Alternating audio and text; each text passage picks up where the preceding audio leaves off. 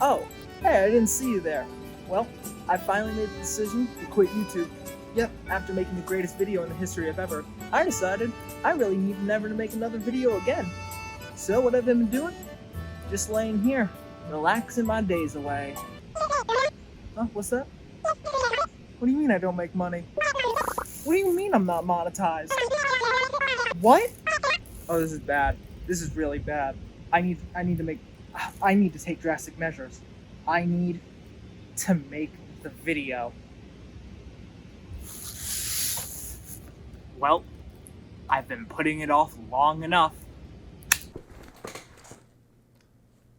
Welcome everyone to the Kirby in the Forgotten Land ability tier list. Well, I baited you all long enough with the April Fool's video. Today marks 2 years for me on YouTube, and with the peer pressure finally cracking down on me, I decided to give in and make this video. Because of the release of Forgotten Land this year, I decided to push back the Kirby Star Allies ability tier list remake. I'm eventually going to go back to that video and redo it and maybe make it better, seeing as for the past 2 years I have been constantly made fun of. But with the list in mind, this is going to be the biggest and best tier list on my channel yet. With the new installment to the Kirby series, a new mechanic was introduced, being able to evolve the regular Kirby abilities he's been known for. This time around, Kirby's arsenal has been dropped down to 12 regular abilities with a total of 21 upgrades across the board. So, ranking each ability was really difficult not just to scale up because the upgrades are better than the base, which is true for some of them but isn't true for every ability. I decided to rank each ability based on a couple of factors this time around. Some of those being how they are used in the levels, how they are used in combat, and the appearance of the ability itself. Also, let me address before I get my rankings out of the way. This is all my opinion. If you don't agree with me, that's totally fine. Roast me in the comments like you did the other one. I'll do my best to explain each ability and why I put them there.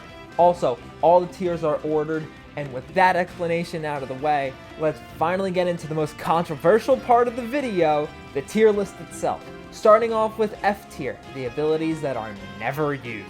At the bottom of the barrel, as always, is base sleep. It really is nothing special. It's a one-time use ability, and it makes you slow, and then puts you to sleep, making you have to mash out of it, which prevents you from getting the full heal, and even then, the full heal isn't even that strong. The ability feels similar to...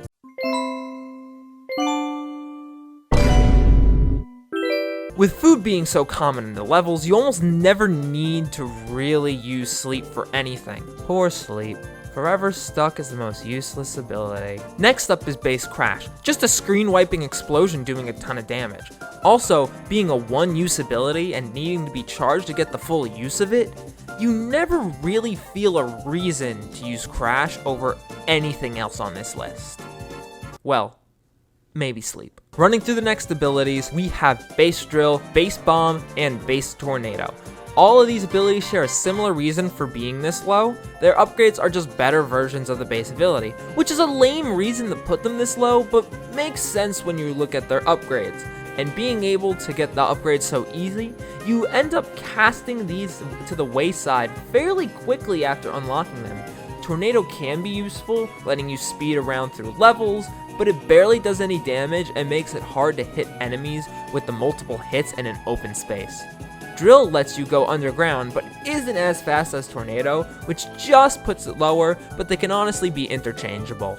After those, we get to our first upgrade being Clutter Needle. This ability shares a lot of similar attributes to the final upgrade in the Needle line, but the only reason I have it so low is simply because I really don't like how it looks.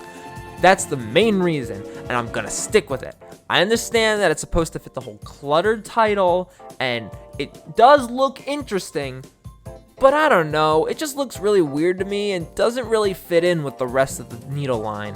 Moving on, we have Chain Bomb. This was one of the upgrades we were able to play in the demo in the game, and having experienced then and replaying with it now, my opinion stays the same. I really don't like it. Being able to chain bombs together to make lasting explosions is a really cool idea, but it doesn't work in combat. It takes a lot of setup to get more than 3 bombs before an enemy or a boss walks in between them and makes them blow up, leaving all your hard work destroyed. That's if you're even able to charge 3 or more, because most of the time you either accidentally throw a bomb at the chain, or you throw one too far away that the chain can't connect. Last up in F tier is Gigant Sword? I really don't like a lot of things about this ability. To start, the design. Don't get me wrong, Kirby with a sword twice the size of him is one of the scariest things in gaming. But the helmet looks stupid, dumber than Clutter Needle, and while having a very large moveset and decent damage on those moves, you almost never use anything other than the basic mash combo. The charge ability is arguably worse than base sword, and it's the only one in the whole line not to use the spin move at all for the charge ability.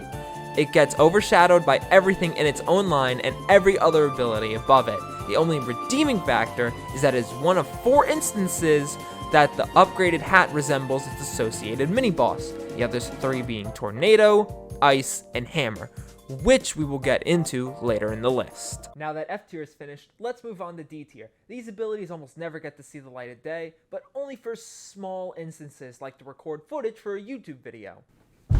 That's meta. Starting off with Base Needle. Nothing special to say about this other than the fact that it looks better than Clutter. That's really it. It shares the same properties as the others, but lacks the shooting projectiles bit.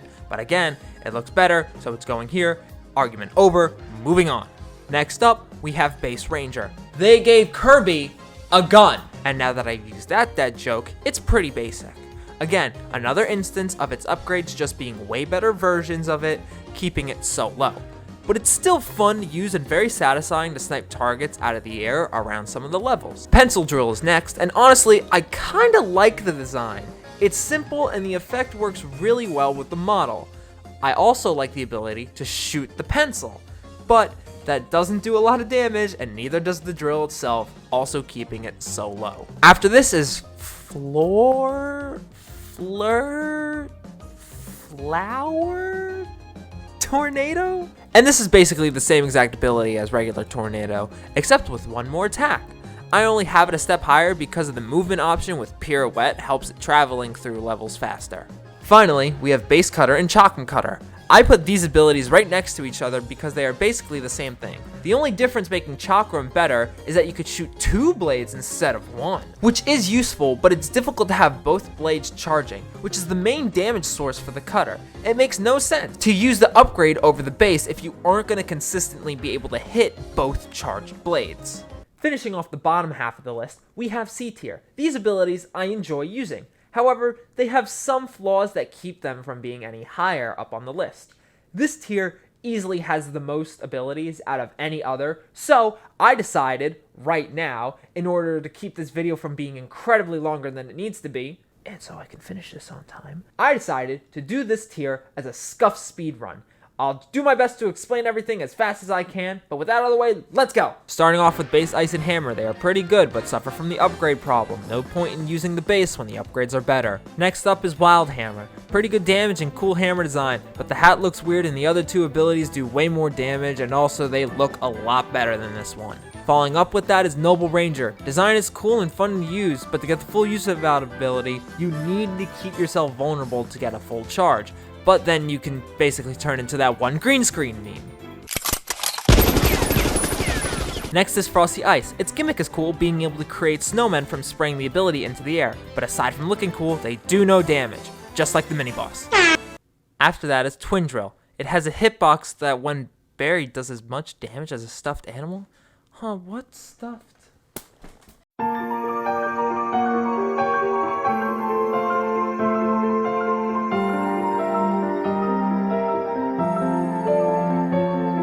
The drill's damage coming out of the ground is pretty good, just slow, and while underground you still can be hit by moves that sometimes don't make sense to hit you. Next is Remote Bomb. Fixes the problem with Chain Bomb and aiming, being able to throw them and let them move themselves to its target, but still has the issue of exploding before you want it to explode. And last up is Crystal Spike. It looks really cool and shoots out a cooler projectile when destroyed, but it's too risky throwing yourself at the later bosses in order to rack up damage. Other than that, the middle spike looks like a unicorn horn, which is really cool with the rainbow design. And with that, that's all for C tier. Not horrible. Now, with the bottom half of the list finished, let's start moving up into the upper half, starting us off with B tier. These abilities I really enjoy using, and I find myself using them in boss rushes or finding all the wildies in some of the levels. First up is base sword and base fire. While they do have the problem of the upgrade being better, these two are too nostalgic to deny. Aside from their lack of damage, they make up for design and speed of the attack, being able to put out constant damage with the correct button combos and timing. Next up is Volcano Fire. I really like how this ability looks, and the effects are really cool on the lava breath and the air dash. Opposite to Chain Bomb, I loved using this ability in the beta, using it more than Chain Bomb and Gigant Sword in the 10 plus times I played in anticipation for the game. After is Deep Sleep. Yes, I know. A sleep ability so high on the list, but this one is actually useful. This version of Kirby, after having you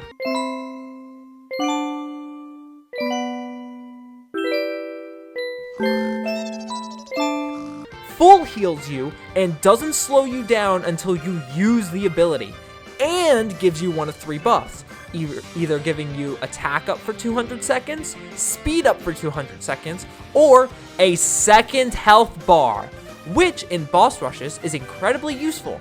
And on top of that, the hat looks adorable on Kirby. I need this to be a physical plush. If you thought that was the end of the controversial rankings, next is Toy Hammer.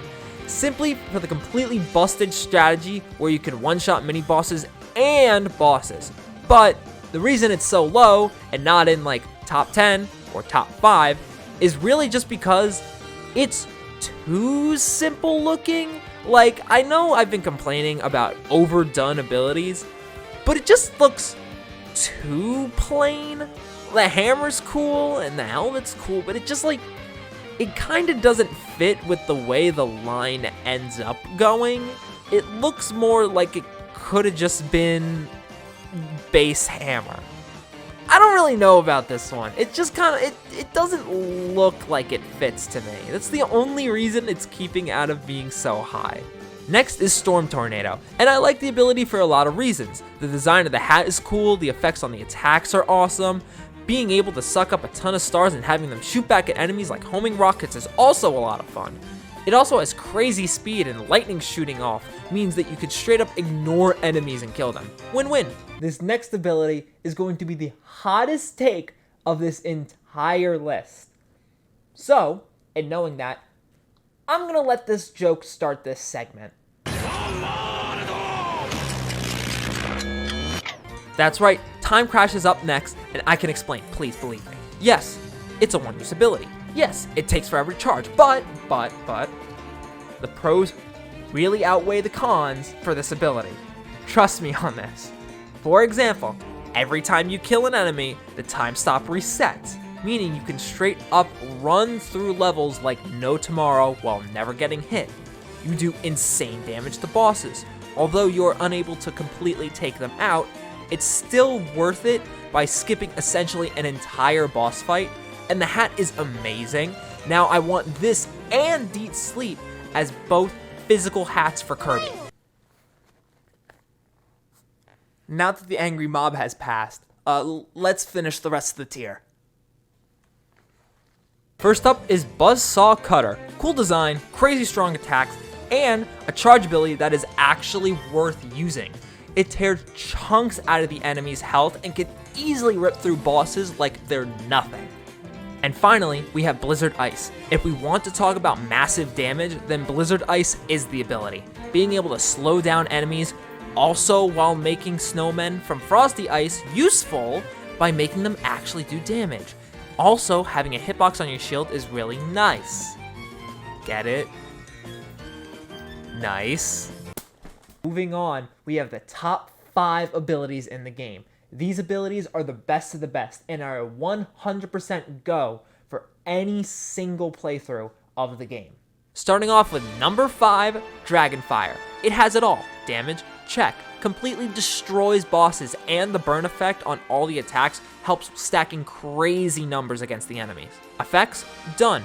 All the attacks look amazing, especially with the air dash turning you into a massive purple dragon. Design, insane. I really love how this ability looks and the hat part being the dragon claws really makes it appear to be a powerful ability. Next up at number 4, we have Space Ranger. For some reason, after they thought that one gun wasn't enough, they gave him another one. Then 2 guns weren't enough, so they decided, Screw it, put him in space. I love the neon parts on the helmet and the laser gun, and the fact that you can also shoot massive black holes that can also just one-shot mini-bosses is completely insane. Also, the little scanner on his helmet is a really nice touch. At number 3, we have Masked Hammer. I love DeDeDe, and I equally love Masked DeDeDe, so being able to use his mask is a 100% plus for me. Also, being able to output insane damage with really cool attacks, with all of those attacks being similar to the one DeDeDe uses in his fight, with the tornado somehow being better than the actual ability itself, all of these reasons make it a strong number 3. It's just outshined by the next ability above it. At number 2, we have Meta Knight's Sword. Same thing with DeDeDe. Meta Knight is really cool, minus the weird Spanish accent from the cartoon. Insanely fast attacks, sword beams, great damage, the Beyblade spins sending you flying across the ground, it really helps it shine. What makes it better than Masked Hammer is the easier access to long range attacks and the speed of those attacks. Otherwise, you can make an argument for them to be switched, but I like Meta Knight a bit more than DeDeDe, so shut up, this is my list, I get to make the rankings here. And at number 1, we have the undisputed greatest copy ability ever to grace Kirby Forgotten Land and just Kirby copy abilities in general. Morpho Knight's Sword. After all the hot takes I've made on this video, and from the Kirby Star Allies video, I am impure to describe the pure bustedness of this ability. Its legends surpass anything I could ever write, ever say. So, with that in mind, I would like to welcome my number 1 Kirby video critic and Kirby overall fanboy and username. Take it away, dude.